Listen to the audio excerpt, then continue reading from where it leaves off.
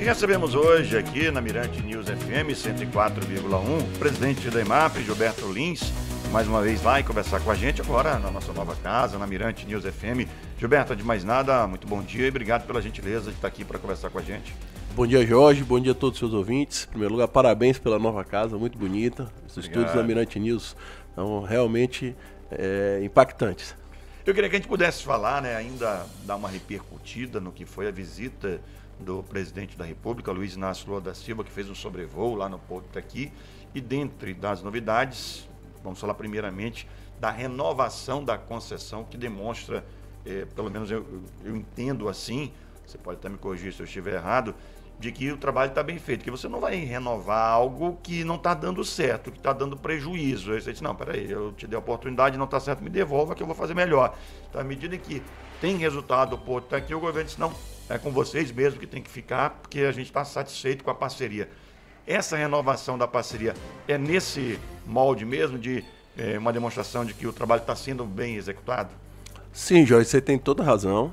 O governo reconhece esse trabalho de eficiência, de competência que vem sendo feito ao longo do tempo na administração da EMAP, que é quem gere o Porto do Itaqui, um equipamento que pertence ao governo do estado, ao governo federal, mas que está sob a gestão, sob a administração do governo do estado, que quem faz essa administração é a EMAP. Agora, além do que você falou, eu diria que esse reconhecimento ele é muito mais importante porque essa renovação se dá de forma antecipada, Jorge. O vencimento dessa delegação, desse contrato, se daria somente em 2026. E nosso governador Carlos Brandão... Então mais de ano, né? Mais de 2 anos ainda para o vencimento. Nosso governador Carlos Brandão consegue demonstrar lá em Brasília, com sua força política, que a EMAP tem total competência e que precisa dessa renovação antecipada para mostrar aos investidores aqui do Porto do Itaqui que essa gestão competente, eficiente, vai continuar por mais 25 anos. Então, quando a gente soma aí, é quase mais 30 anos de administração do governo do estado no Porto do Itaqui. Então, é algo de ser reconhecido, é algo de se comemorar. A gente comemorou bastante essa vinda do presidente Lula para fazer esse anúncio de suma importância para a sociedade maranhense, e não só para a sociedade maranhense, como toda a região que o Porto atende, né? Essa região do Mato Piba, Maranhão, Tocantins, Piauí, Bahia, o Mato Grosso do Sul. Então, assim, é muito importante, assim, para nós que estamos aí à frente da gestão EMAP, toda a equipe EMAP, a gente recebe essa notícia com muita felicidade, porque sabe da importância disso para o estado do Maranhão. Isso que eu ia lhe perguntar, Gilberto, com relação à importância na prática, qual a importância de dizer assim, olha, vocês têm mais 25 anos, 27, quase 30, né, para ficar tocando o Porto Itaqui? É para passar uma tranquilidade para os parceiros aqui do Porto Itaqui, da EMAP? Sim, o que a gente fala é a previsibilidade. Você passa a ter previsibilidade. Os investidores, a gente chega agora a uma cifra, Jorge, de cerca de mais de 8 bilhões de reais em investimentos no Porto do Itaqui. Isso vai gerar empregos, isso vai aquecer a economia. Então isso é o desenvolvimento para o estado do Maranhão. Cada vez mais o desenvolvimento para o estado do Maranhão. O Porto do Itaqui, que é dito o Porto do Desenvolvimento. Então, quando você anuncia antecipadamente, olha, o Porto continuará sendo administrado por um representante do governo do estado, as práticas que vêm sendo aplicadas continuarão sendo aplicadas, o Porto continuará tendo essa excelência, essa governança, tudo isso passa para o investidor essa segurança, e ele quer investir aqui no Itaqui. Agora, se ele não sabe, olha, lá em 2026 o que é que vai acontecer? Será que o governo federal vai assumir, vai botar outra pessoa, vai privatizar? Já se tentou muito no passado a privatização do Porto do Itaqui. Ninguém sabe o que isso poderia acontecer para o estado do Maranhão. Então, quando você renova por mais 25, e aí com essa somatória chegando aos 30 anos, são 30 anos de garantia de que o estado tem o domínio sobre esse equipamento e que vai buscar esse desenvolvimento. Com a renovação da concessão, veio também uma outra boa notícia, algo até histórico, o Porto construindo um berço, que é o berço 98, com recursos próprios. Como é que foi não digo a construção que vai estar sendo feita, mas a construção dessa ideia de viabilizar um berço com recursos próprios? O Porto do Itaqui, ele vem ano após ano batendo recordes na sua movimentação de cargas. Isso faz com que o que exista hoje lá, né, os nossos 9 berços, cheguem no limite de utilização. Então a gente vinha analisando isso, toda a equipe já tinha um estudo, né, desse esgotamento da capacidade do porto e estudando medidas, o que se fazer. E o recurso do porto não serve para outro motivo, para outra finalidade, que não para aplicar no próprio porto. Essa é a finalidade da concessão, você investir o recurso do porto no próprio porto.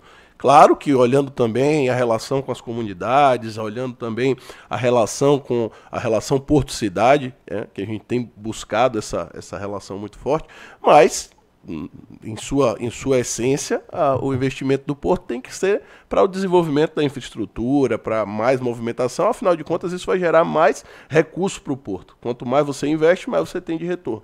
Então, olhando dessa maneira, Jorge, o porto com esse recurso em caixa, não enxergou outra alternativa senão construir um berço. É um equipamento de grande volume financeiro? São quase 300 milhões de reais que serão investidos. Mas isso vai retornar.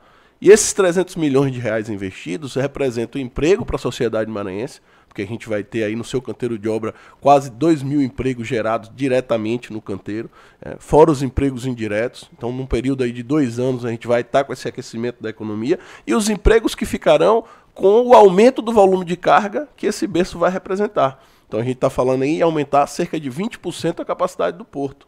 Para um porto que já é considerado um dos maiores do Brasil, nós somos o maior do Norte e Nordeste, se aumentar ele em capacidade em 20%, é um grande trunfo que o governo do estado deixa na sua gestão. A obra tem um prazo de aproximadamente quanto tempo? Sim, cerca de 14 meses, 15 meses, isso ocorrendo tudo nas condições normais. Pode ser que um pouco mais de chuva, um pouco menos de chuva, essa obra atrase, mas o nosso prazo limite para receber essa obra é o final do ano que vem. Então, final de 2025, a gente tem que estar com essa obra entregue e já com esse berço apto a operar.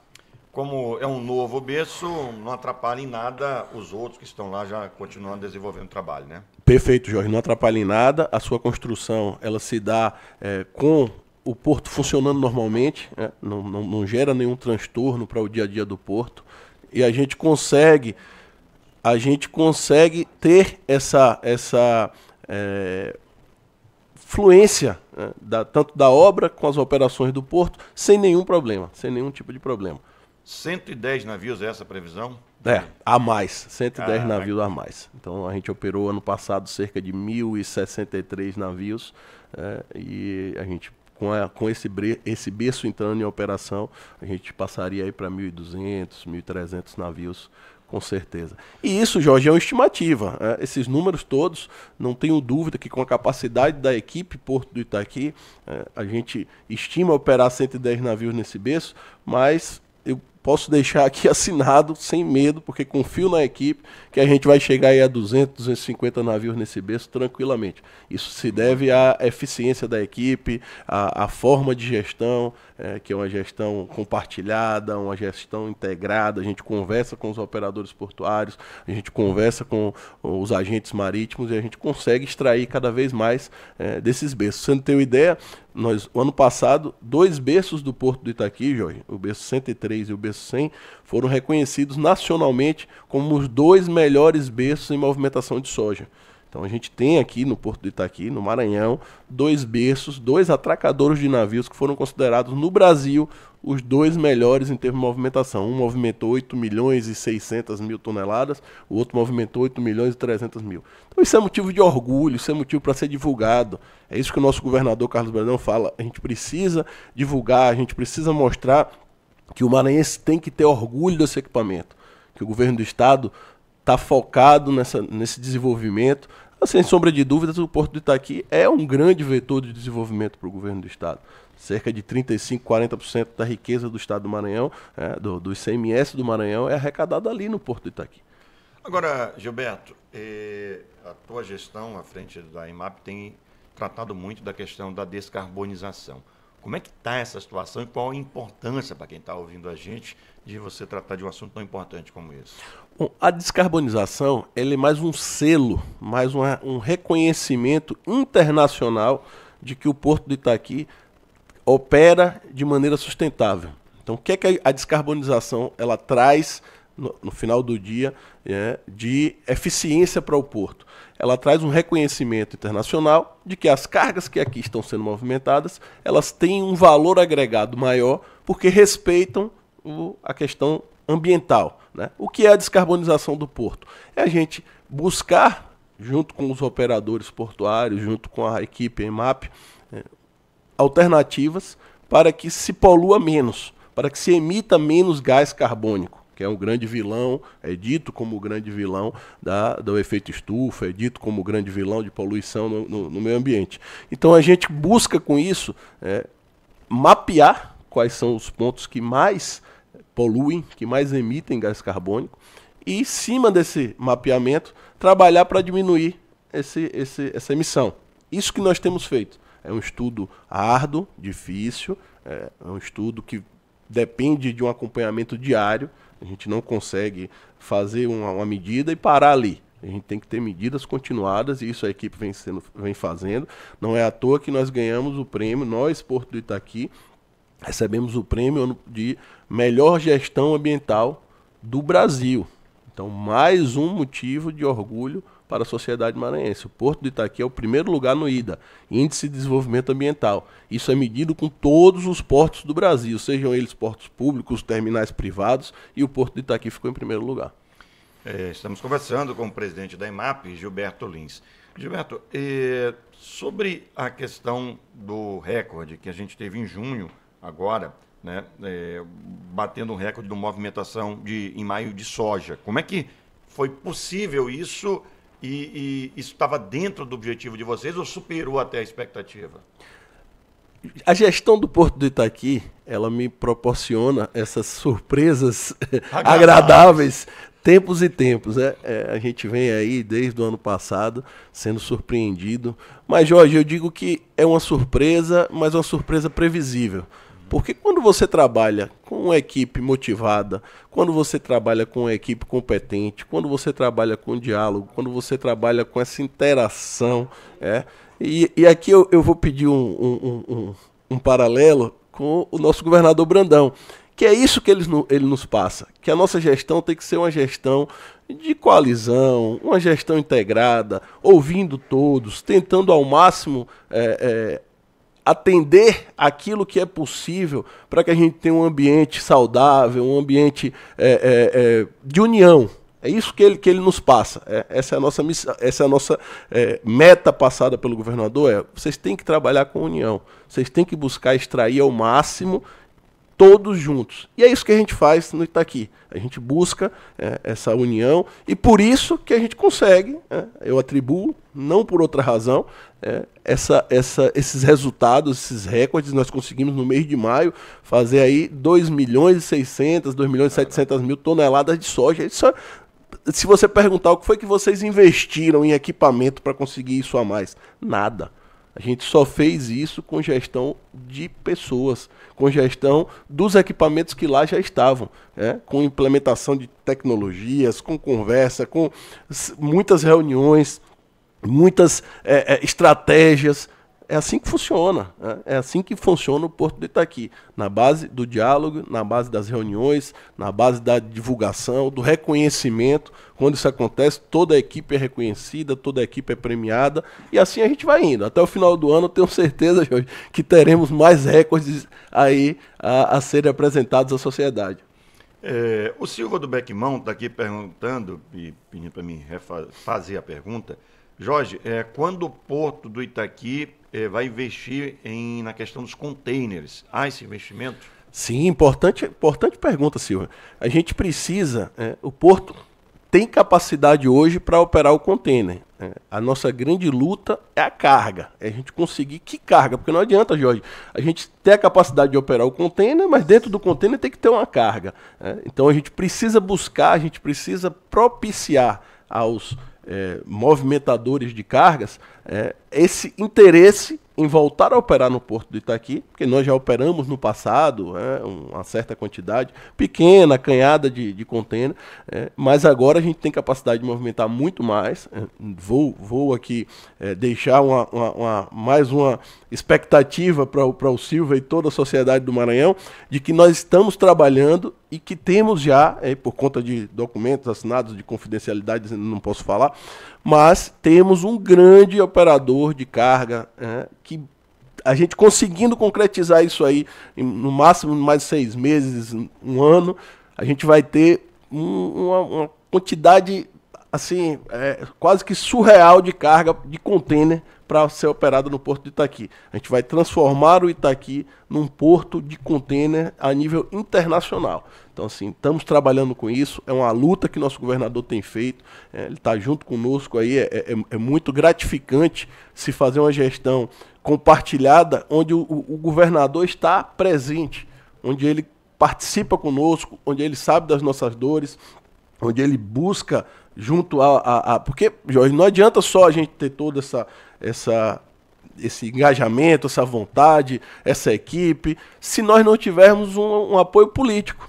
A gente sabe que funciona de forma política. Você entrevistou o presidente Lula, sabe como funciona. Então, a vinda do presidente Lula anunciar novas ações no Porto demonstra esse apoio político que a gente tem. Demonstra esse apoio político que o governador Carlos Brandão traz para nós. Esse respaldo de dizer, olha, busquem, tragam os projetos que eu consigo aprovar. Se vocês me derem bons projetos, eu vou lá e consigo aprovar. Então esse projeto de container é mais um deles. A gente entregou ao governador e ele disse, eu aprovo. Não se preocupe que eu aprovo. Vocês têm que me dar o lado técnico. Tem que deixar tecnicamente, mostrar que é possível, mostrar que é viável e deixem que eu aprovo. E é assim que a gente tem trabalhado. Dentro dessas visitas que o Porto do Itaqui tem recebido, recentemente você recebeu o ministro do Tribunal de Contas da União, Augusto Nardes, fez um sobrevoo com ele, inclusive na ferrovia também, Carajás. Qual a importância dessa relação, também de mostrar transparência do trabalho que vem sendo realizado no Porto do Itaqui? 100%. O ministro Augusto Nardes é um ministro do Tribunal de Contas da União. O Porto, por ser um equipamento federal, por mais que a União delegue ele para a gestão do Estado, ela fiscaliza. E fiscaliza de forma presente, está ali cobrando, verificando tudo que está sendo investido. Então, com esse investimento de 300 milhões de reais, o Tribunal de Contas quer saber como que a gente está fazendo com esse investimento. E assim, o ministro Augusto Nardes saiu daqui super satisfeito, fez essa visita, entendeu o investimento, entendeu a necessidade de mais investimentos na ferrovia. Então essa é uma pauta que ele levou para Brasília, de nos ajudar nessa busca de mais investimentos para o Porto do Itaqui. Mas, como você falou, a transparência é uma das nossas marcas também, um dos nossos pilares. O Porto ele tem 4 certificações ISO, isso demonstra que nós trabalhamos com total governança, com total abertura da gestão, então nos deixa muito tranquilo, enquanto gestor público, enquanto agente público, servidor, receber a visita de um ministro do Tribunal de Contas da União e ser elogiado. Isso realmente nos envaidece um pouco, porque demonstra que o trabalho está sendo feito de maneira correta, de maneira transparente, de maneira idônea. Agora, Gilberto, se hoje a gente pode dizer assim que tá numa calmaria as águas, na tua gestão na EMAP, quando você assumiu, teve algumas turbulências, alguns tsunamis por conta da questão do ferryboat. Você chegou lá, a coisa não estava bacana, você teve que ter habilidade para trazer um ferryboat, depois ajustar outro. E você dizia ainda há pouco que tem novidades para quem utiliza esse meio de transporte. Que novidade é essa que você pode adiantar aqui para a gente na Mirante News?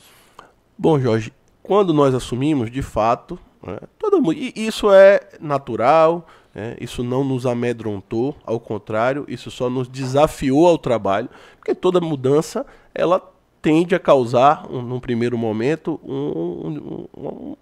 uma certa turbulência mesmo, por conta do desconhecimento do novo. O que é que vai vir? O que é que esse cara vai fazer?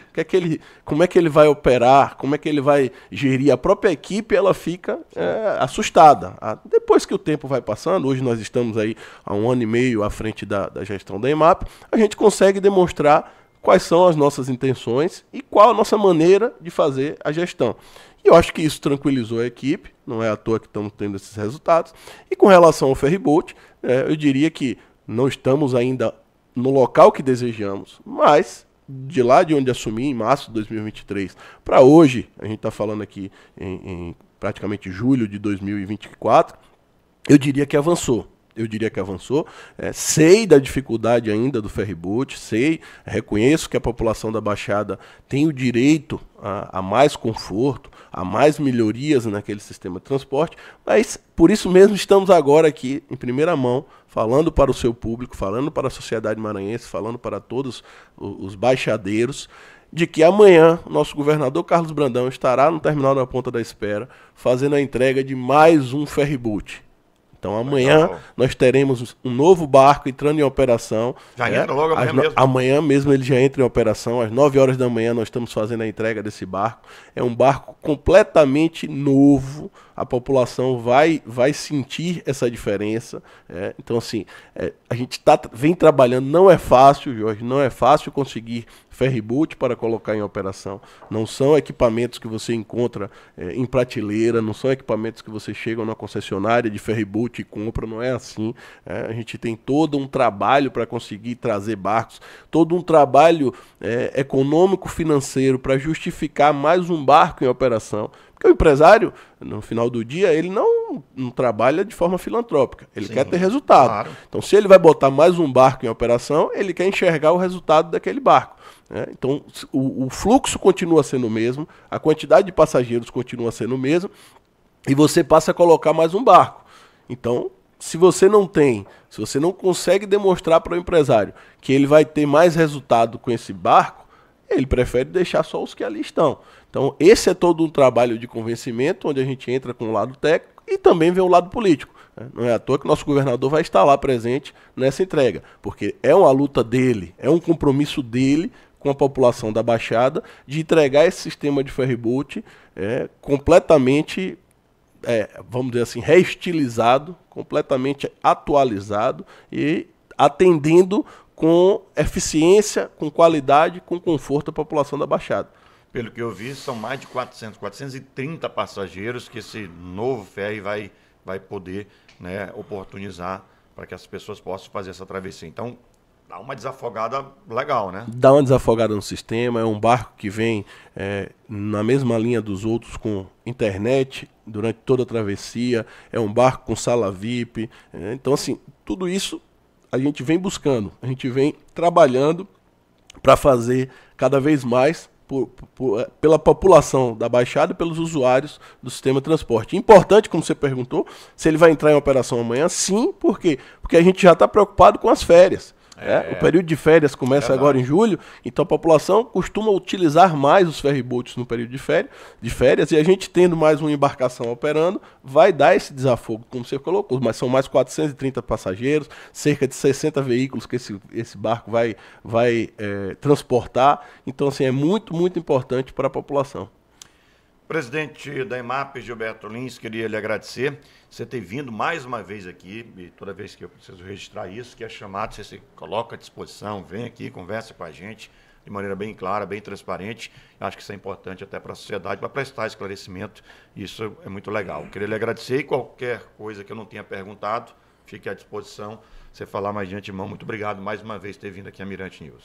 Bom, nós que agradecemos, toda a equipe EMAP fica muito lisonjeada com poder vir dar uma entrevista. Eu apenas sou um representante dessa equipe, então venho aqui apenas dar as boas notícias, mas a gente fica à disposição sempre, não só para as boas notícias, trabalhamos para que sempre sejam boas, mas a qualquer momento, sendo chamado, qualquer situação, a gente está pronto para esclarecer, como deve ser um servidor público, é dessa maneira que a gente trabalha.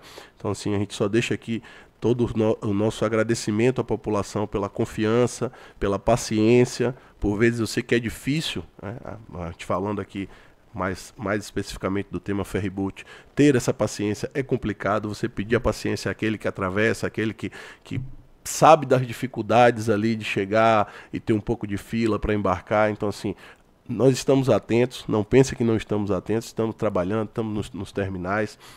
Nosso governador nos cobra diariamente, Jorge. Ele é um dos que nos manda WhatsApp logo 5 horas da manhã. Olha, como é, soube que o ferryboat está aqui com essa quantidade de fila, o que é que está acontecendo, o que é que vocês estão fazendo para melhorar. Então, assim, é uma gestão cobrada diariamente. Isso, assim, é uma alegria a gente poder trabalhar dessa maneira, tendo esse reconhecimento quando a gente consegue fazer boas práticas, né? Quando a gente consegue aí dar bons resultados. Então, só agradecer, parabenizar mais uma vez a Mirante News aqui pela sua nova casa e dizer que estamos à disposição. Né? O Porto de Itaqui, toda a família Itaqui está sempre à disposição. Obrigado ao Gilberto Lins, presidente da EMAP, que conversou com a gente dentro do Ponto Final de hoje, dia de São João, né, gente? 24 de junho de 2024, no Ponto Final, aqui na nossa Mirante News FM 104,1.